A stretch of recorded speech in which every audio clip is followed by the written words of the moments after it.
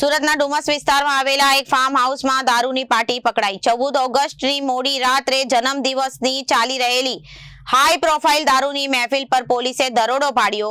આ કાર્યવાહી દરમિયાન દારૂ અને બિયરની મહેફિલ માણી રહેલા 8 મહિલાઓ સહિત 20 થી વધુ લોકોની પોલીસે અટકાયત કરી છે। 14 ઓગસ્ટની મોડી રાતે જન્મદિવસની ચાલી રહેલી હાઈ પ્રોફાઇલ દારૂની મહેફિલ પર પોલીસે દરોડો પાડ્યો હતો। આ કાર્યવાહી દરમિયાન દારૂ અને બિયરની મહેફિલ માણી રહેલા 8 મહિલાઓ સહિત 20 થી વધુ લોકોની પોલીસે અટકાયત કરી। તમામ લોકોને મેડિકલ તપાસ માટે સુરતની નવી સિવિલ હોસ્પિટલ ખાતે લાવવામાં આવ્યા। ડુમસ પોલીસે કુલ 35 લાખ ઉપરનો મુદ્દામાલ જપ્ત કર્યો છે।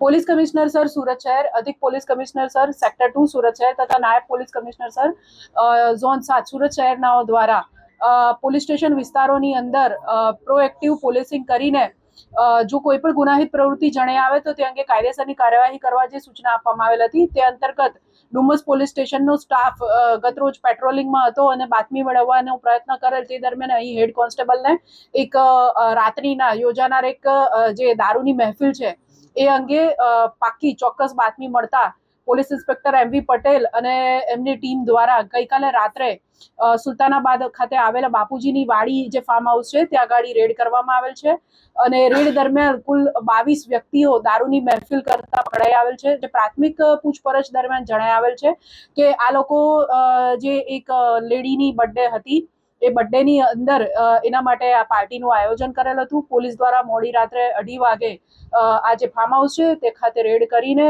તમામ જે કાયદેસરની કાર્યવાહી કરવામાં આવેલ છે અને જે પ્રોહિબિશન એક્ટ છે એની સંબંધિત કલમો હેઠળ ગુનો દાખલ કરીને આગળની કાર્યવાહી કરેલ છે।